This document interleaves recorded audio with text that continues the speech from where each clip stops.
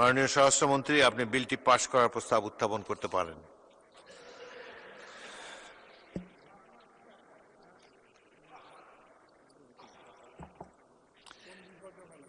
মাননীয় বিরোধী দলের নেতা, আপনি কি বিলের সম্পর্কে কিছু বলতে চান?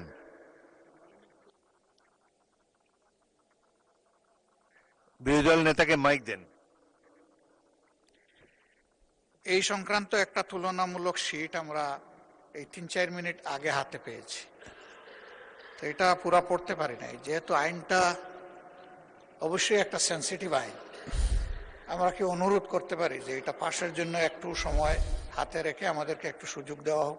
আপত্তি জানাবার জন্য একটা নির্দিষ্ট সময় আছে, সে সময় আপত্তি করলে এটা আমরা গ্রাহ্য করতে পারতাম। এখন বিলের এই স্টেজে আর আপত্তি করার সুযোগ নাই।